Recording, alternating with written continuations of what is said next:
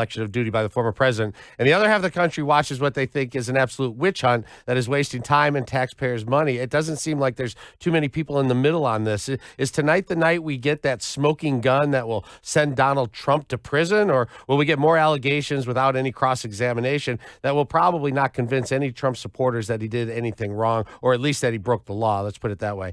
Join us now is Roshini Rajkumar, political strategist and attorney. Hey, Roshini, how are you? You know, I'm good. I love that Tom called it a television show. I mean, this is where we are in our country. This is not a legitimate congressional hearing. And in my lifetime, those hearings had certain rules that were followed by both sides of the aisle. I don't really know what we have, but it is definitely some made-for-television moments that we are going to once again see tonight. Yeah, and it's sad because I think this issue is really important. I think it's really important that we find out everything we can about what happened on January 6th, because it was awful and terrible, and we never want it to happen again. But this hearing, where it seems like they just have one agenda, and that's to take out Donald Trump, doesn't feel like they're trying to get to the truth of what was really going on. So assuming for a minute that their goal is to get Donald Trump, Roshini, legally, what do they need to do to convince the Department of Justice to charge the former president? Well, yeah, I mean, and that's a whole other issue because the Department of Justice is already looking into some things. So this is where it gets murky, Kevin, because it is very hard for me to look at this situation and not think it's political. And as someone who's a lawyer and a lover of the Constitution, it is a danger for all of us as citizens of this country if we think laws are being applied differently to different people, whether it's the color of your skin, your gender, your political party, what part of the community you live in. Those are not supposed to even find a place when we are talking about equal application of the laws. And when I look at this and when I'm hearing things, it's, and even this is allegedly the 8th hearing, and the different articles I've read and reports that I've seen are, they still have things they're looking into. So guess what? We may have a part 2 or an act 2 on this. This is crazy. This is just it's such an aberration. And let's be reminded of what's happening in November, the midterm election. So there are some people who are sitting at these hearings and want the hearings to go on and want people to think this is some kind of a trial, that are really concerned about those elections in November. And instead of focusing on some of the issues we, the citizens, would rather have our Congress focus on, we have to, tune in tonight to watch this show. I mean, I'm just stunned by it, Tom and Kevin. When I think of dereliction of duty, I look at what Joe Biden did in Afghanistan, disregarding military advice, pulling out the military before evacuating U.S. citizens and allies. It resulted in humans falling off of evacuation plans, a bomb going off, killing American military, leaving billions in military equipment behind. I mean, that seems as much or as worthy of a hearing on dereliction of duty as Donald Trump telling people to come to Washington because it's going to be wild, and then him failing to go public in a timely manner to tell people to go home and stop storming the Capitol.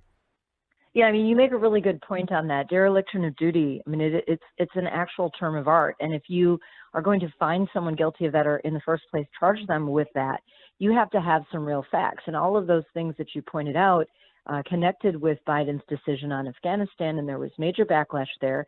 And another thing we saw there is that we did get to hear from Biden. I mean, in this case, it's like these lists come out, and the thing is, when people, I don't want to overreach here, but I'm just going back to the Boston Tea Party. If someone wants to march on our Capitol, now I did not want the violence of January 6th, but I don't know how you connect the dots that this president that's not out there in front or led them to do this. I mean, this is people coming from all over the place.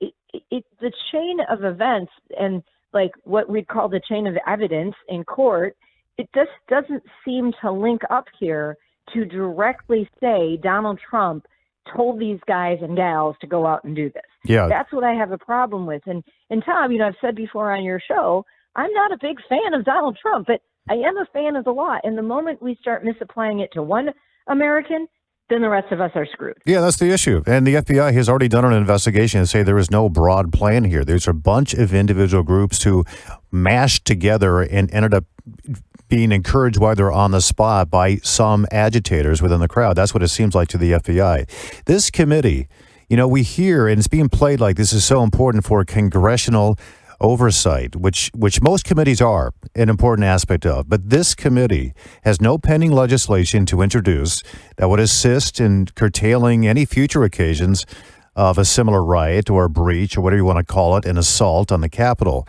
Isn't that how oversight would normally work? You look at what's happened, what's maybe gone wrong, and you got some pending legislation to introduce that would help solve the issue. Exactly. And you know what? You question everyone involved. You get that information out there, and now these accusations against the Secret Service about deleting text messages. I mean, these are some really tough accusations and soiling of a group of people and that are supposed to be protecting any president, no matter what political party that president is. So the things that just keep on coming out, and whether it's from anonymous sources or they don't have all the facts and they just blurt it out and now that's the headline, these are really dangerous times for us right now. And I would say the people on this committee are not showing the best of what our Congress represents. We've got a few seconds left here, but I want to ask you this, because there are thousands of hours of interviews that have been recorded. We're seeing a very select few of those interviews in these hearings, and there are thousands of related documents as well. Most of all of that has been kept secret by this committee. Do you think the entire lot of all that information should be made available to the public, for proper, maybe full context? Well, I am a believer in transparency. Sure. I mean, if we put those out there and people, but who's going to dive into all of that, right? So, I mean, the damage has been done. There'll be somebody. Yeah, exactly. Yeah. We'll get it. Go ahead. I mean, I'd love for it to be out there. I don't think most Americans will dive into all of it, but at least it's out there for people who are journalists to dive into it and hopefully report what we're seeing in those and give us more of a factual representation of what's happening. It would be nice. We'll see what happens. Maybe at the midterms and the GOP takes control of the House, they might require that. We appreciate you very much, Roshini Rajkumar, the political strategist and attorney, joining us several times on this issue and others as well. We appreciate your insight. Thanks, Roshini. Thank you, guys. Have a good one.